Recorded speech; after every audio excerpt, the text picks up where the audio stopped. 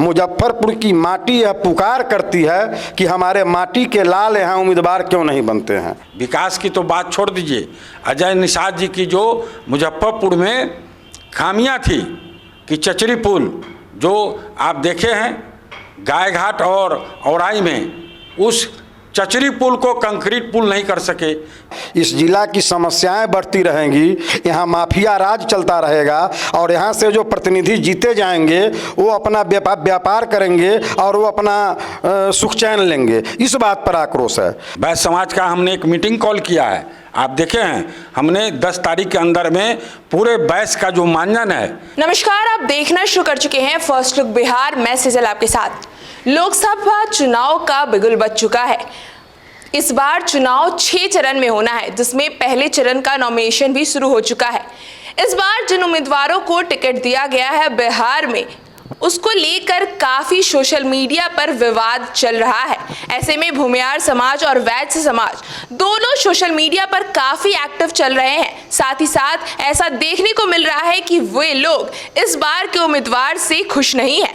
इस बारे में चर्चा करने के लिए हमारे साथ जुड़े हैं भूमिहार समाज और बीजेपी के नेता, पूर्व जिला पार्षद भी रह चुके हैं मूर्तेश्वर प्रसाद सिंह जी, और साथ ही साथ हमारे साथ बीजेपी के काफी पुराने नेता जिनको पार्लियामेंट्री बोर्ड ने भी इस बार उनका नाम सेलेक्ट किया था, देवी लाल जी। तो उनसे भी बात करेंगे और हम बात करेंगे, आपको भी दिखाएंगे कि क्या ये जो भूमिहार और वैश्य समाज इस बार सोशल मीडिया पर काफी एक्टिव दिख रहा है अपने उम्मीदवारों को लेकर, तो क्या ये जमीनी स्तर पर भी इतना ही विरोध चल रहा है। तो पहले गुप्तेश्वर जी आपसे बात करेंगे कि क्या ये जो आप भूमिहार समाज से माने जाते हैं और जो भूमिहार समाज के इस बार उम्मीदवार चुने गए, उसको लेकर लोगों में काफी आक्रोश देखने को मिल रहा है, इसको कैसे लेते हैं?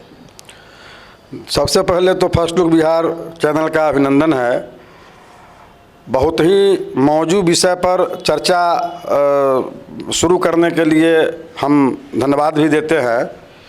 मुजफ्फरपुर लोकसभा क्षेत्र में दलों के द्वारा जो उम्मीदवार दिए गए हैं या जो स्थिति बनाई गई है, मुजफ्फरपुर के राजनीतिक सामाजिक प्रतिभा का यहाँ हत्या किया जा रहा है, राजनीतिक वध किया जा रहा है। और यह बहुत मौजूद सवाल है मुजफ्फरपुर ज़िले का। मुजफ्फरपुर की माटी यह पुकार करती है कि हमारे माटी के लाल यहाँ उम्मीदवार क्यों नहीं बनते हैं। और इस परिस्थिति में समाज में ज़रूर आक्रोश है और समाज यह चाहता है कि मुजफ्फरपुर का स्थानीय कोई आदमी, किसी भी जाति संप्रदाय का आदमी हो, लेकिन मुजफ्फरपुर के माटी के लाल को दलों को उतारना चाहिए। और चूंकि किसी दल के द्वारा ऐसा नहीं किया जा रहा है, तो निश्चित रूपे न मुजफ्फरपुर के माटी के लाल कोई उम्मीदवार बनेंगे और हम लोग दोनों दलों के प्रत्याशी को नकारेंगे। अच्छा देवीलाल जी, वैश्य समाज के नेता आपको माना जाता है और काफी दिनों से आप भाजपा में शुरू से ही जुड़े हुए हैं, तो अभी वैश्य समाज में भी सोशल मीडिया पर काफी आक्रोश देखने को मिल रहा है, तो उसे किस तरह से देख रहे हैं? देखिए, चुनाव का बिगुल फूंका जा चुका है। चुनाव आयोग के द्वारा मुजफ्फरपुर लोकसभा क्षेत्र और पूरे हिंदुस्तान में इसकी डंका बज रही है। सभी दल अपने अपने उम्मीदवार प्रायतः घोषित कर चुके हैं और मुजफ्फरपुर ये बिहार की आर्थिक, सामाजिक, सांस्कृतिक राजधानी रही है, शैक्षणिक भी रही है। यहाँ बुद्धिजीवियों का शहर है। ये शहर नवल बाबू का है, ये शहर महेश बाबू का है, ये शहर श्री ललितेश्वर प्रसाद शाही सांसद का है, यह शहर रामदालू बाबू का शहर है, यह शहर स्वर्गीय रघुनाथ पांडे यहाँ से 3 बार विधायक रह चुके हैं, उनका शहर है। तो आज ये शहर जिस नाम से जाना जाता है, जिसके पुरखे पुर्जों ने मुजफ्फरपुर के इतिहास, चाहे वह शैक्षणिक व्यवस्था हो, मेडिकल कॉलेज की व्यवस्था हो, और भी सामाजिक उत्थान के लिए, सामाजिक विकास के लिए और हर तरह का जो विकास होना चाहिए उसको मुजफ्फरपुर में इन लोगों ने, इनके समाज में, बरमर्सी समाज ने दिया है। अब रह गई बात कि हमेशा बाहरी, जार साहब को आप देख लीजिए, कैप्टन जय नारायण निषाद जी को देख लीजिए, अजय निषाद जी उनके पुत्र सांसद रहे हैं दो बार 10 साल, उनका भी देख लीजिए, कोई विकास नहीं हो सका। जो हमारे सांसद आए हैं वो अनभिज्ञ हैं। वो अगले साल 2019 में मुजफ्फरपुर से वीआईपी के टिकट पर लड़े थे। 5 साल कार्यकाल बीतने के बाद भी वो कहीं नज़र नहीं आए। जो मुजफ्फरपुर में आपराधिकरण हुआ, दर्जनों सैकड़ों लोग अपराध के चलते पीड़ित हुए, किसी की माँ गई, किसी की बहन लूटी गई, किसी की हत्या हुई, किसी को जो है हत्या करके जो है सरेआम यहाँ से ख़त्म कर दिया गया, कितने परिवार पलायन कर गए। किसी का आंसू पोंछने के लिए वर्तमान सांसद अजय निषाद भी नहीं आए और ये जो हमारे प्रत्याशी है ये 5 साल में कहीं दिखाई नहीं पड़े। विकास की तो बात छोड़ दीजिए, अजय निषाद जी की जो मुजफ्फरपुर में खामियां थी कि चचरी पुल जो आप देखे हैं गायघाट और औराई में, उस चचरी पुल को कंक्रीट पुल नहीं कर सके। चंदवारा पुल जो अर्धनिर्मित पड़ा है अखाड़ा घाट के समानांतर, उसको पूरा नहीं कर सके। एक रेलवे ओवरब्रिज उन्होंने नहीं बनाया। एक मुजफ्फरपुर से जितनी सारी ट्रेन खुलने वाली थी उसको जो है दूसरे ज़िला में चल गए, उसको वो स्थापित कर दिए। और ये सब कामयां रही है। स्मार्ट सिटी ये लूट सिटी बन गई। 8 साल से प्रधानमंत्री का ड्रीम प्रोजेक्ट जो स्मार्ट सिटी था वो लूट सिटी में साबित हो गई। एम्स यहाँ से दरभंगा चला गया, हवाई अड्डा यहाँ से दरभंगा चला गया। तो ये सब सारी खामियां थी जिसके कारण वीकेंड के सांसद थे, उनको पार्टी ने टिकट काटी है। लेकिन 5 साल में वीआईपी से लड़ने के बाद 3.5 लाख 4 लाख उनको यहाँ के मतदाता ने वोट दिया था, लेकिन वह कहीं नज़र नहीं आए। इसलिए लोग, मैं नहीं कहता हूँ, यहाँ के मुजफ्फरपुर की जनता उनको कहती है कि भाई जो सुख दुख का साथी नहीं रहा, कभी किसी पीड़िता को आंसू पोंछने नहीं गया, इसलिए जनता कहती है कि इस बार हम बाहरी को भगाएंगे और स्थानीयों को जिताएंगे। चाहे इसके लिए लोक उम्मीदवार ही क्यों ना आए, मैं उसको जिता के इस बार सांसद बनाऊंगा। ये सांसद इस बार बरमर्सी और बैस का एक समन्वय बन रहा है। लोक उम्मीदवार जो मोदी जी को जीत का फुल गारंटी देगा, है ना, जो मोदी जी की गारंटी है, ये लोक उम्मीदवार इस बार फुल गारंटी देके सांसद उम्मीदवार बनेगा और जीत के सांसद बनेगा। तो जिन उम्मीदवारों को चुना जा चुका है, ऐसी चर्चाएं सोशल मीडिया पे काफ़ी चल रही हैं कि पैसे लेकर टिकट देने की बात। लोजपा से भी चिराग के तले भी काफ़ी मतलब शायराना अंदाज में लोग कह रहे हैं कि वैशाली को लेकर भी तंज कस रहे हैं, साथ ही साथ और भी जगहों को लेकर चिराग पर तंज कसा जा रहा है। तो उसे कैसे देख रहे हैं? देखिए, चिराग जी नए राजनीति करने के लिए आए हैं। कोई उनका राजनीति में रामविलास जी का राजनीतिक इतिहास रहा है, इनको तो विरासत में मिला है। जैसे जयनारायण निषाद जी का 4-4 बार 5-5 बार का सांसद का विरासत अजय निषाद को मिला था, उसी तर्ज पर स्वर्गीय रामविलास पासवान जी का विरासत चिराग पासवान को मिला है। इनके लोग केवल परिवारवाद करते हैं। ये जो नारा देते हैं कि Bihari first, Bihar first, Bihari first, ये सब सामने में नज़र आ रहा है।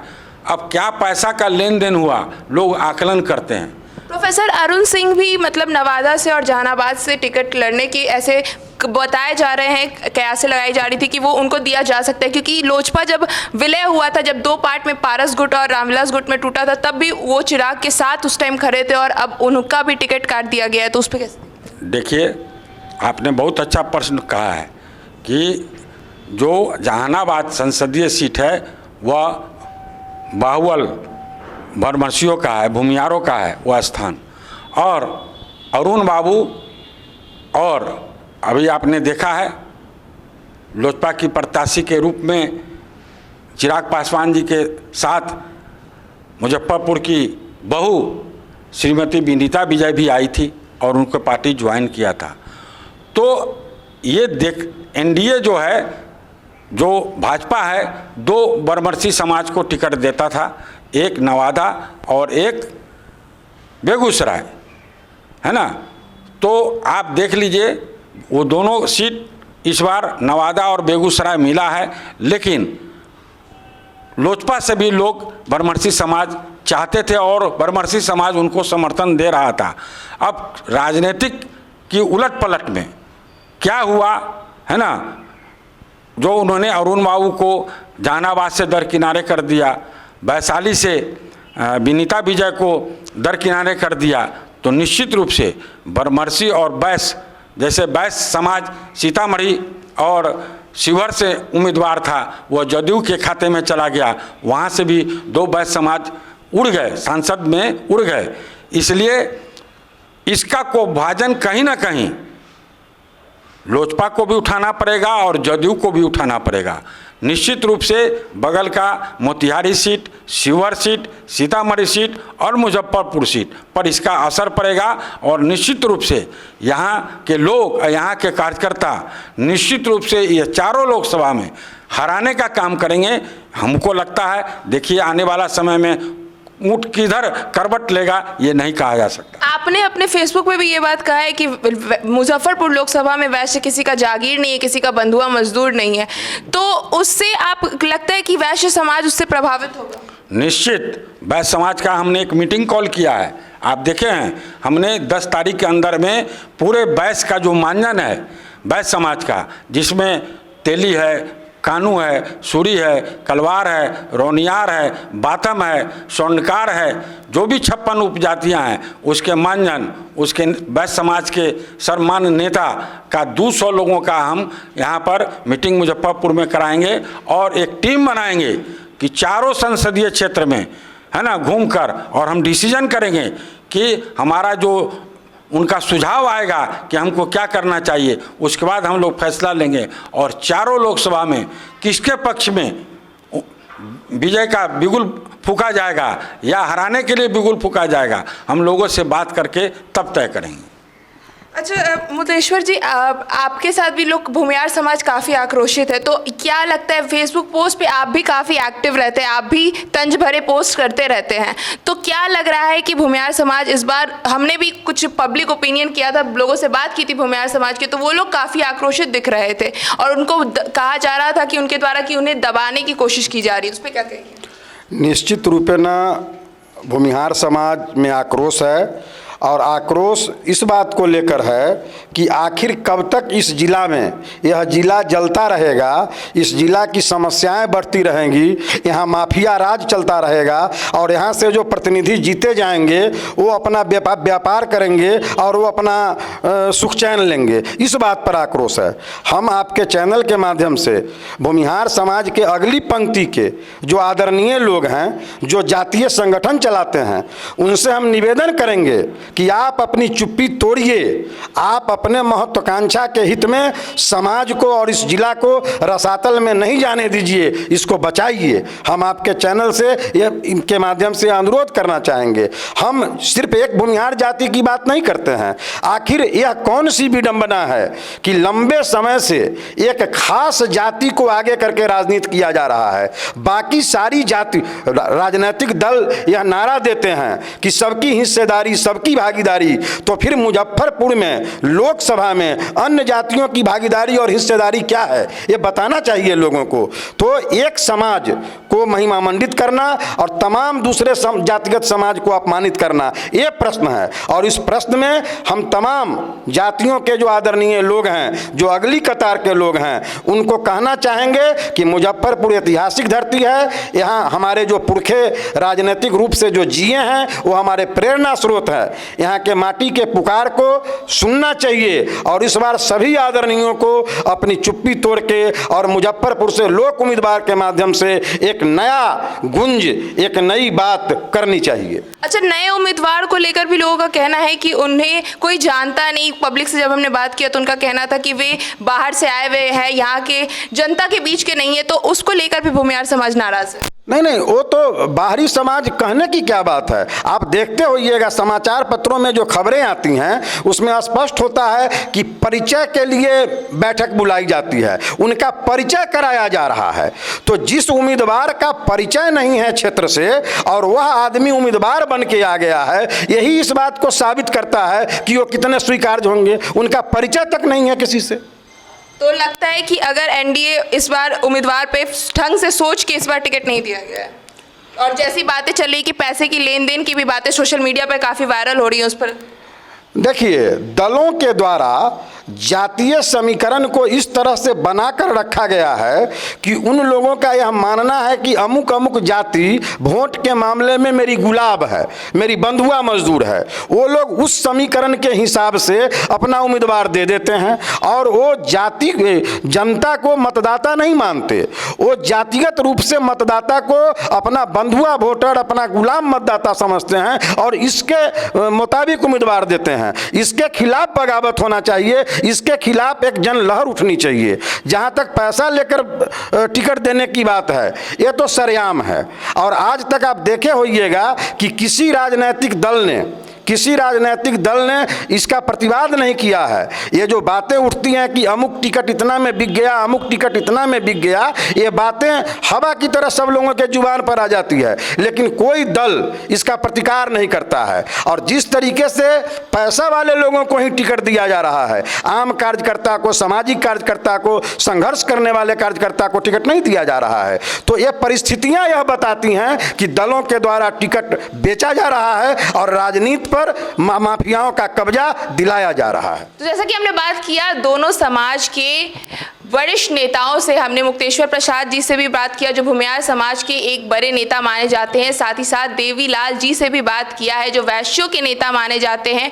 और कहा जाता है कि 90 के दशक से ही एनडीए के कोर वोटर है ये लोग। और आपको बता दें कि जिस तरह से सोशल मीडिया पर घमासान चल रहा है, एनडीए से लोग नाराज चल रहे हैं, भूमिहार समाज हो चाहे ब्रह्मर्षि समाज हो, उम्मीदवारों को लेकर जिस तरह से चुनाव किया गया है मुजफ्फरपुर समेत जो बिहार के लोकसभा सीटों को लेकर, अब देखना होगा कि ये सोशल मीडिया का जो नाराजगी है जमीनी स्तर पे भी जो कहीं ना कहीं दिखना शुरू हो गया है, इलेक्शन आते आते क्या ये एनडीए के जो कोर वोटर माने जाते हैं ये एनडीए से इसी तरह नाराजगी बरकरार रखेंगे या फिर इसमें कोई बदलाव आता है, उम्मीदवारों में क्या कोई बदलाव किया जा सकता है, ऐसी चीजें अब कयास ही लगाई जा सकती हैं। तो इस खबर में बस इतना ही, और खबरों के लिए बने रहिए हमारे साथ। हमारे फेसबुक चैनल को लाइक कीजिए, हमारे यूट्यूब चैनल को सब्सक्राइब कीजिए। धन्यवाद।